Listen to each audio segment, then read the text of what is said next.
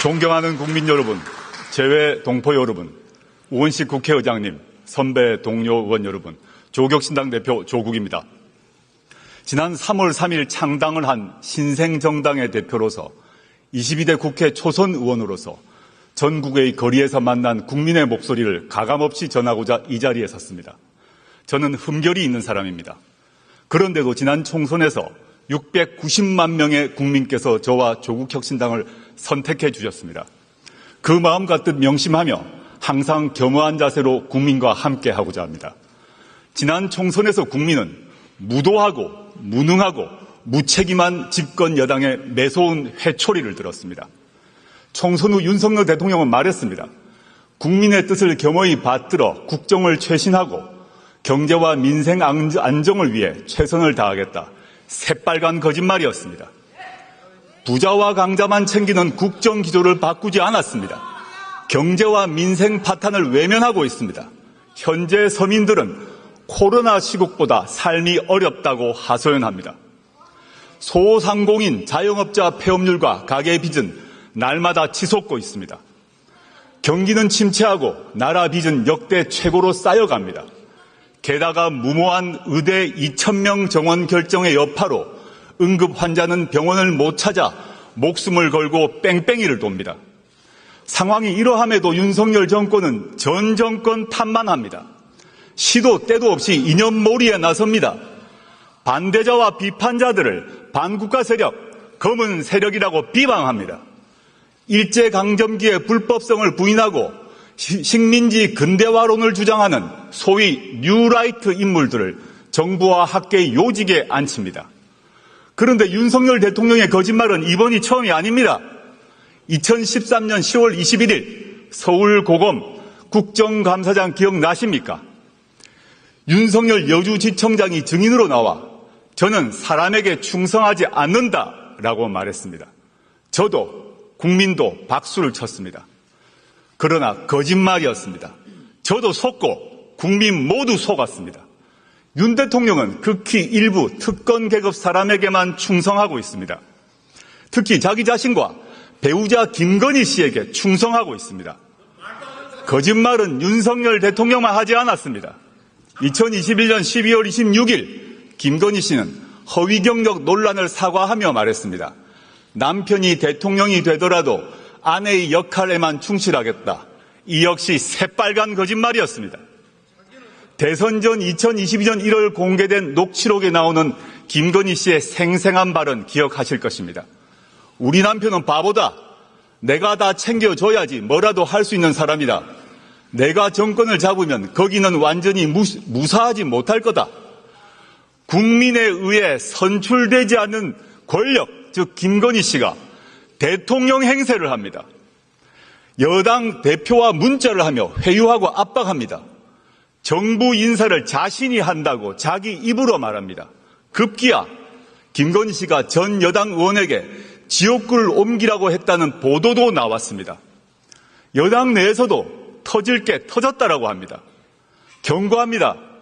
박근혜 정권에서 최순실 씨가 무슨 일을 했는지 그 결과 박근혜, 최순실 두 사람이 어떻게 되었는지 국민은 다 기억하고 있습니다. 어떤 부적도 어떤 무당도 막아주지 못할 것입니다. 존경하는 국민 여러분, 그리고 선배 동료 의원 여러분, 윤석열 대통령은 검찰총장 시절 자신이 이끄는 검찰을 이렇게 자랑했습니다. 살아있는 권력의 비리를 눈치 보지 않고 공정하게 수사하는 검찰. 그런데 자신이 최고의 살아있는 권력이 된 후 검찰은 어떻게 되었습니까?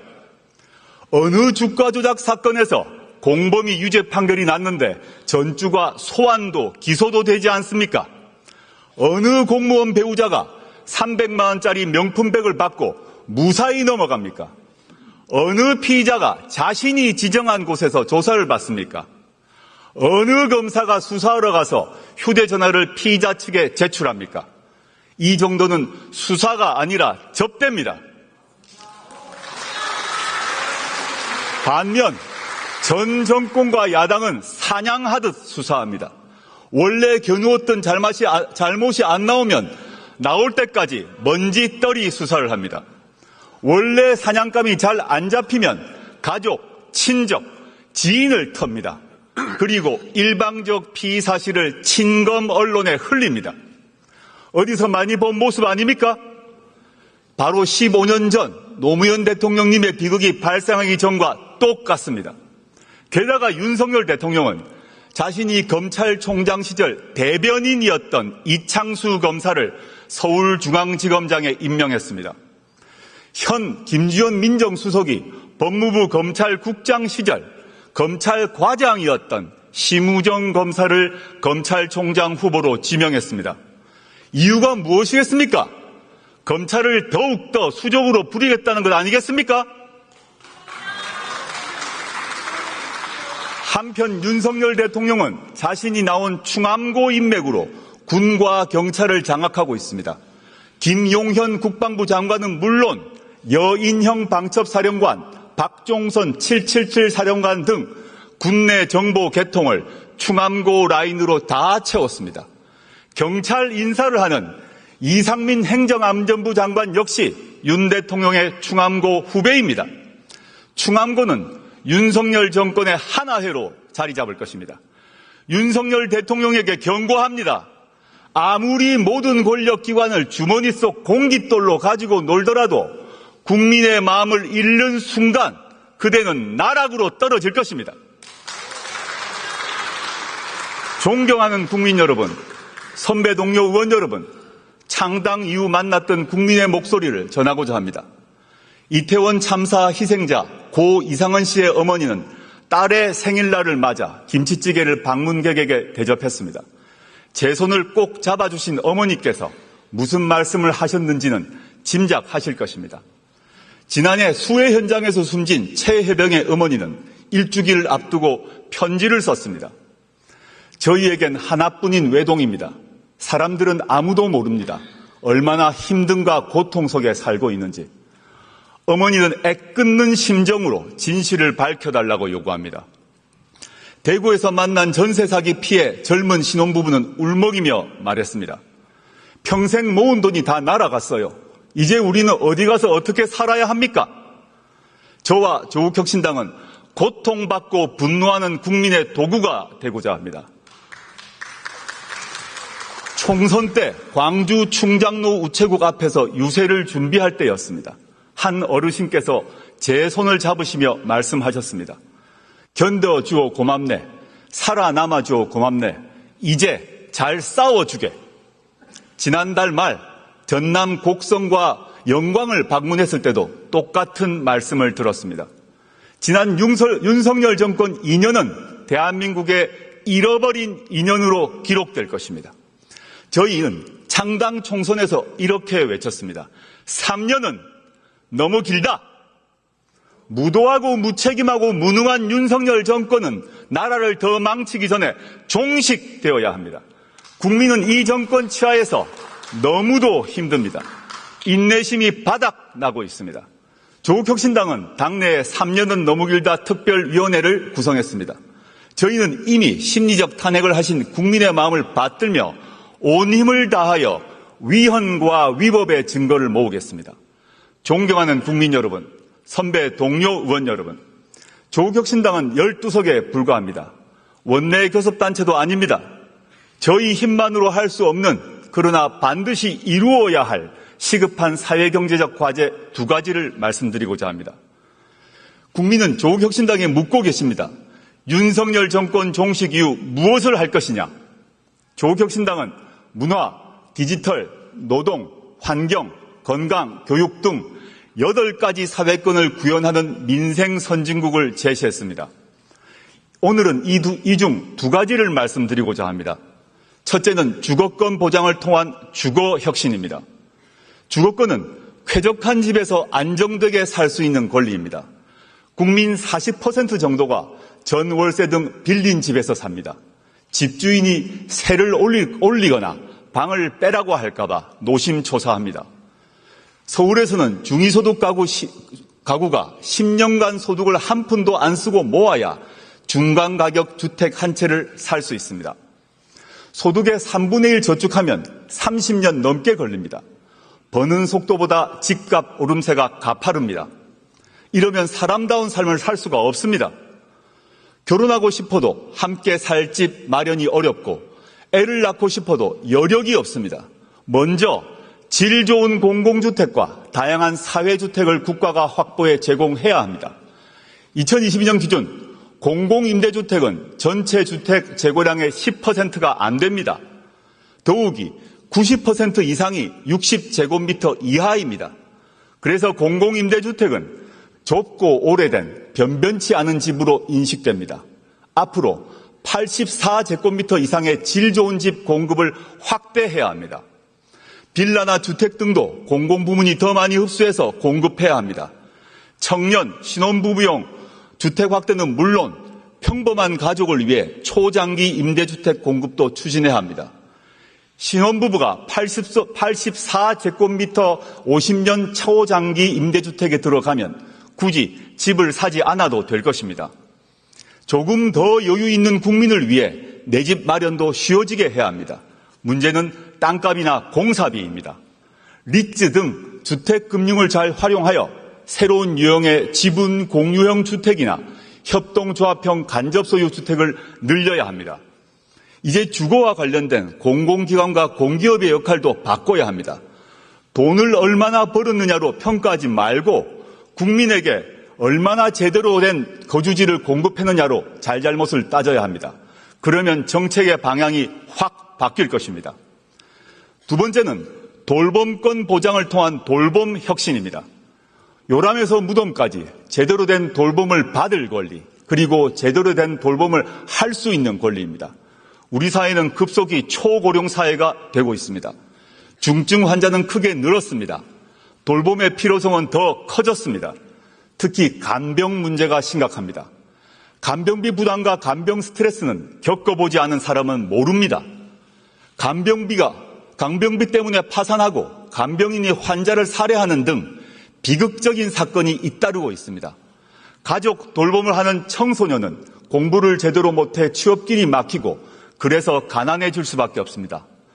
악순환을 끊어야 합니다. 건강보험과 의료보험에 간병을 포함시켜야 합니다. 간병을 개인이 아닌 국가가 책임져야 합니다. 우리 집은 관계없다고 생각할지 모릅니다. 곧 닥칩니다. 우리 모두는 누구나 아프고 다치고 나이 듭니다. 질병과 노화는 지역이나 사람, 이념, 계급을 가려서 오지 않습니다. 또한 영유아 돌봄도 공공서비스를 확대함으로써 해결해야 합니다. 말로만 아이를 낳으라고 하지 말고 가족이 아이를 잘 키울 수 있도록 사회 여건을 획기적으로 바꾸는 것, 그것이 바로 국가가 할 일입니다. 그에 앞서 당장 손길이 필요한 가정을 위해 낳으면 국가가 키워주겠다라고 선언하고 실천해야 합니다. 아이를 위해 나라가 나서야 할 때입니다. 육아휴직 활성화법, 지역돌봄 강화법, 가족돌봄 휴가법 등 전국민 돌봄 보장 시리즈 법률이 필요합니다. 주거권과 돌봄권 보장은 대한민국이란 국가의 소멸을 막는 방책입니다. 주거권과 돌봄권을 말하면 돈이 문제라고들 합니다. 맞습니다. 그러나 감세와 복지 증대를 함께 약속하는 사람은 거짓말쟁입니다. 중력을 이겨내야 대기권을 뚫고 우주에 다다를 수 있습니다. 세금과 복지 관련한 오랜 고정관념과 두려움을 떨쳐버려야 선진국으로 도약할 수 있습니다. 당장 증세는 못하더라도 부자 감세만큼은 철회해야 합니다. 대기업과 부자만 배를 불리지 말고 보통의 국민에게 이익이 골고루 돌아가도록 해야 합니다. 존경하는 국민 여러분, 선배 동료 의원 여러분, 이어 조국혁신당은 정치개혁을 위한 두 가지 과제를 제안합니다. 먼저 제7공화국으로 진입하기 위한 개헌을 제안합니다. 제6공화국 헌법은 국민의 피와 땀으로 일궈냈습니다. 그 뒤 37년이 지났습니다. 일제강점기보다 긴 세월입니다. 우리 사회는 크게 변화했습니다. 이 변화에 걸맞는 새로운 미래를 준비하는 새로운 헌법이 필요합니다. 헌법 전문에는 5.18 민주화운동, 부마민주항쟁, 60민주항쟁을 수록해야 합니다.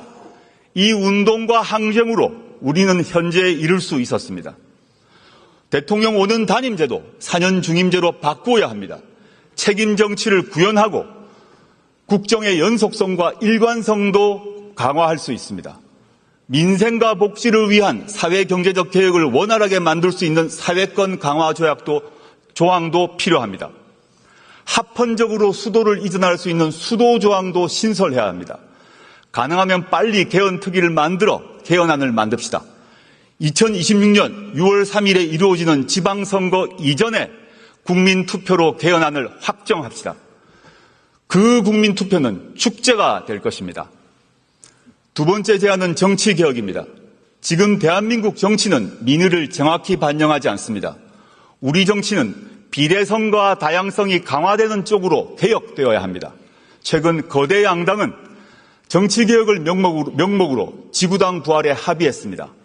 과거 지구당을 폐지한 이유는 돈 먹는 하마였기 때문입니다. 고비용 정치와 금권 선거가 이제 완전히 사라졌을까요? 국민은 그렇게 생각하지 않을 것입니다. 지구당을 되살리면 민의를 더 잘 수렴할 수 있을까요? 그렇지 않을 것입니다. 지구당 부활은 거대 양당 소속 정치인에게만 좋은 일입니다. 현행 비례대표 선출 방식은 준연동형입니다. 다당제가 민주주의를 발전시킨다는 점에 공감대가 형성된 결과입니다. 그러나 현행 국회법은 양당제를 전제로 구성되어 있습니다. 대표적인 게 교섭단체 기준입니다. 12석을 얻은 조국혁신당은 국회 운영에서 투명정당 취급을 받습니다. 690만 지지자 의견을 국회 운영에서 대변할 길이 없습니다. 정당 보조금 배분에서도 큰 차별을 받습니다. 동료 의원님께 간곡히 호소드립니다. 이제 교섭단체 기준을 개선합시다. 박정희 유신 독재 정권이 개학하기 이전으로 돌아갑시다. 정치 신인 때 정치개혁에 대해서 품었던 초심을 한 번만 돌아봐 주십시오. 존경하는 국민 여러분, 그리고 선배 동료 의원 여러분, 우리 국민은 교양과 품격 있는 지도자를 가질 자격이 있습니다. 절대된 국가 권력을 가질 자격이 있습니다. 주거와 돌봄을 걱정하지 않아도 될 자격이 있습니다. 조국혁신당이 쇄빙선이 돼 깨트리겠습니다. 조국혁신당이 예인선이 돼 이끌겠습니다. 4년 뒤 22대 국회가 끝날 것입니다. 그때 국민은 이렇게 말씀하실 것입니다. 조국혁신당이 정권교체를 위하여 가장 앞장서서 싸웠다. 그리고 조국혁신당으로 인하여 국회에서 주거권과 돌봄권의 기초가 마련되었다. 그 출발점은 2024년 9월 9일이었다고 말입니다. 조국혁신당은 행동하는 정치를 하겠습니다. 감사합니다.